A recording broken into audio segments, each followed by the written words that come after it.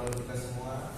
Di sini saya menyambut baik atas kehadirannya Bapak Ketua RT kita yang sudah berkenan hadir dan berkenan juga untuk membersamai kita dalam penyuluhan kesehatan ini, yang dimana kita selenggarakan pada seluruh masyarakat sekitar yang ada di lingkungan desa kita ini ya.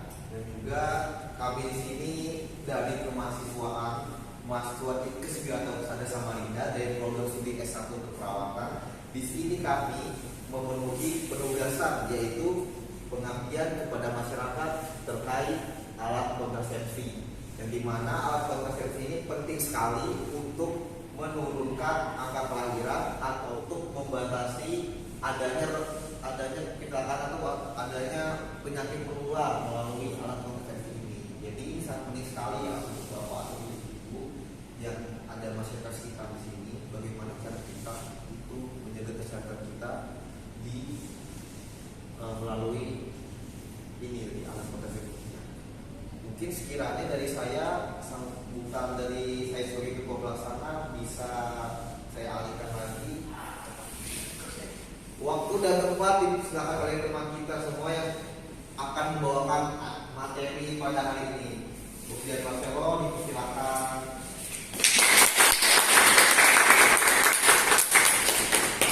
Oke, selamat pagi ibu-ibu dan bapak-bapak sekalian. Selamat pagi. Oke, saya boleh minta waktunya sebentar untuk menjelaskan materi tentang alat kontrasepsi, tetapi secara khusus menggunakan kondom ya. Mungkin bapak-bapak dan ibu sekalian tidak asing lagi terkait yang namanya kondom, betul? Betul apa betul? Oke.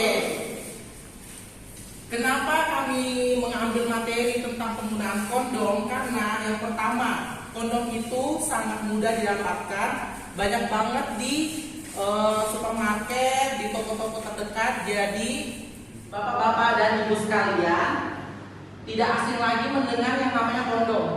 Betul apa betul? Betul. Oke. Kenapa kami mengambil kondom? Karena yang pertama, kondom itu sangat terjangkau harganya. Dan yang kedua, kondom itu tidak sulit untuk kita dapatkan di era yang sekarang ini. Karena yang pertama itu banyak dijual di supermarket, sehingga ibu-ibu dan bapak-bapak boleh membelinya kalau membutuhkannya. Tapi kalau tidak membutuhkan ya nggak usah sih, ya kan? Benar. Oke, namun sebelum itu, bapak-bapak dan ibu-ibu sekalian juga harus mengetahui definisi dari kondom tersebut, yaitu adalah alat kontrasepsi dan alat yang untuk mencegah kehamilan dan penularan penyakit dalam melakukan hubungan. Dan juga biasanya kondom dibuat dalam bentuk bahan karet atau latex dan dipakai pada alat kelamin pria ataupun wanita pada keadaan ereksi yaitu pada saat kelamin. Bapak-bapak itu biasanya tegang, ya kan? Ya. Dan juga atau pada saat melakukan hubungan suami istri.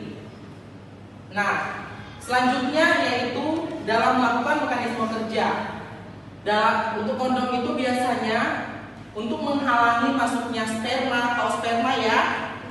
Itu yang Nah, sperma itu ke dalam vagina sehingga pembuahan dapat dicegah atau mencegah sperma masuk ke dalam alat reproduksi wanita atau ibu-ibu sekalian supaya tidak terjadi pembuahan atau kehamilan ya. Yang kedua, yang selanjutnya yaitu kegunaan kondom tersebut, yaitu yang pertama mencegah kehamilan yang tidak diinginkan, atau mungkin bapak-bapak dan ibu sekalian yang mungkin belum mau mempunyai anak ya, atau belum waktunya atau masih membuat penundaannya, itu juga bisa menggunakan kondom. Yang kedua, dalam kegunaan kondom yaitu mencegah terjadinya penularan infeksi seksual. Karena biasanya itu dalam melakukan hubungan itu kita biasanya ada yang pasangannya suka gonta-ganti. Nah, kegunaan kondom itu sangat perlu sehingga tidak terjadinya namanya penularan seksual. Itu dalam kegunaan kondom adalah menjaga untuk tetap ereksi. Ya mohon maaf bapak-bapak, ereksi itu biasanya terjadi pada saat bapak-bapak melakukan hubungan. Jadi itu alat kelaminnya posisinya mohon maaf itu agak tegang terus sehingga itu dia dinamakan namanya ereksi. Dan yang selanjutnya yaitu mencegah cedera atau yang biasa kita sebut yaitu lecet di daerah kelaminnya. Selanjutnya lebih higienis karena ada pelindungnya yaitu kondom, jadi tidak langsung terkena antara gesekan gitu, jadi tidak langsung terkena gitu ya. Yang selanjutnya yang tentunya harganya lebih terjangkau. Namun bapak-bapak dan ibu-ibu harus perhatikan juga dalam penggunaan kondom, yaitu perhatikan tanggal kadaluarsanya. Biasanya tuh kalau kondom itu bertahan hanya 5 tahun jika disimpan dengan baik atau di tempat yang kering. Jadi tidak boleh taruh sembarang bapak-bapak ibu-ibu, tidak boleh kita taruh kotor aja di meja itu, biar aja mau kena matahari, itu tidak boleh karena bahan latex itu kalau kena matahari biasanya tuh dia agak meleleh biasanya gitu.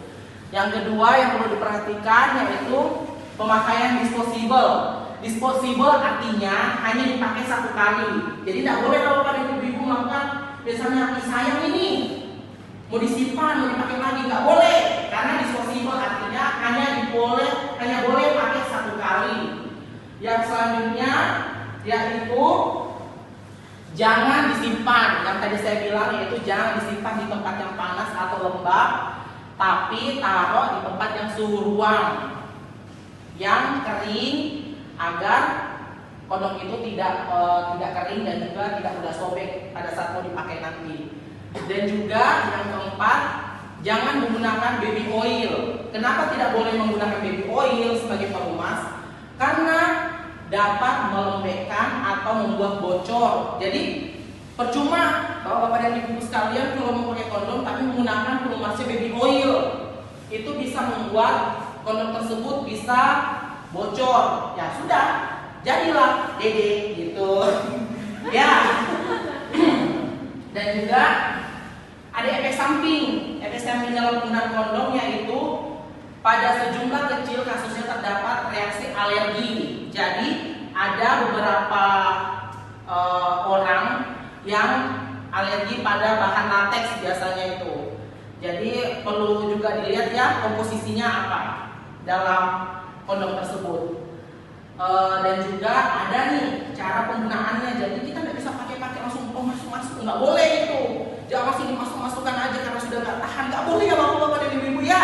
Kalau misalnya dimasukkan aja karena sudah tahan, nah nanti bisa yang pertama bisa robek kondomnya dan juga bisa bocor, jadilah dede gitu.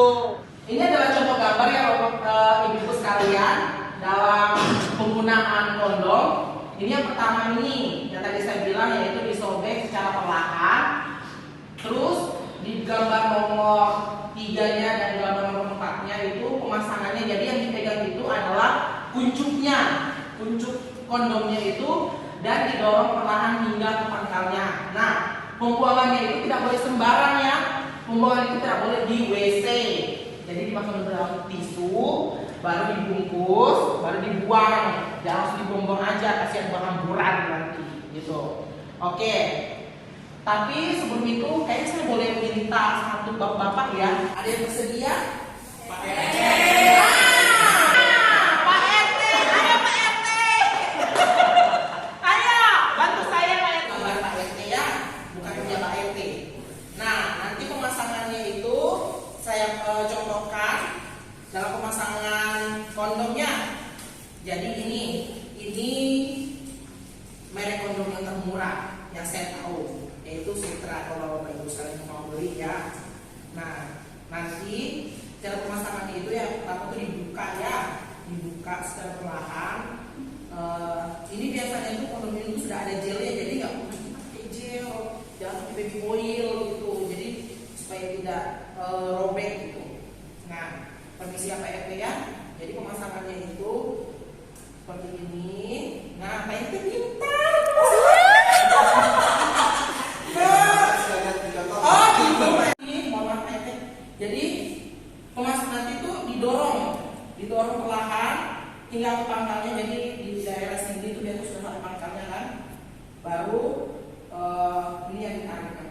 jadi di sini tuh tempat spermanya nanti, jadi tidak ke bawah ke belakang gitu.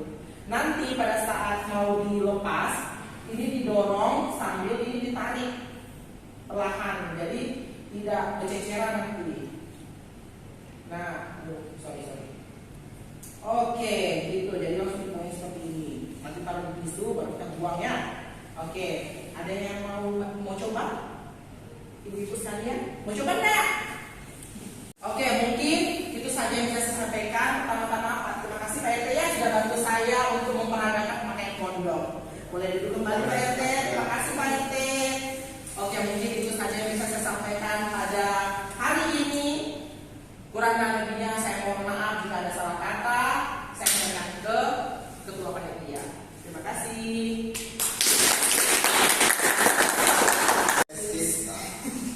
Oke semuanya, pada masyarakat tahun ini tadi sudah diberagakan juga, sudah dikasih juga materinya oleh teman saya dari kemahasiswaan. Tepuk tangan dulu dong untuk Mas Eko.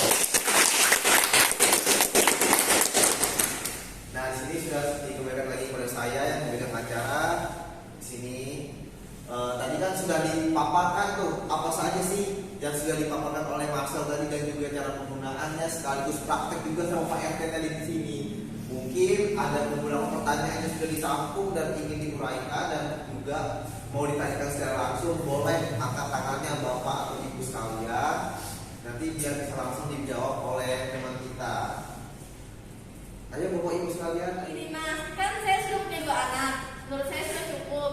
Tapi apakah karena saya sudah merasa cukup dengan jumlah anak saya, jadi saya tidak perlu untuk menambah anak lagi? Untuk mencegah hal tersebut, apakah perlu suami saya menggunakan double, jadi kayak pakai 2 gitu kondomnya? Makasih Mas. Oke. Terima kasih Ibu. Ibu namanya siapa? Ibu Mei. Oh iya Ibu Mei. Terima kasih pertanyaannya. Ya, pengalaman bagus sekali ya beliau udah punya 2 anak ya. Padahal masih muda gitu ya. Tapi biasanya sudah ibu rumah tangga. Oke, boleh langsung jawab oleh kakak kita. Boleh. Silakan. Boleh. Izin menjawab ya Bu Mei ya. Jadi pertama itu kenapa? Yang tadi pertanyaannya, apakah boleh suaminya memakai double kondom? Jawabannya itu tidak disarankan biasanya, karena kondom itu kan bahannya kan karet ya, dan juga biasanya dalam kemasan kondom itu sudah ada namanya pelincinya.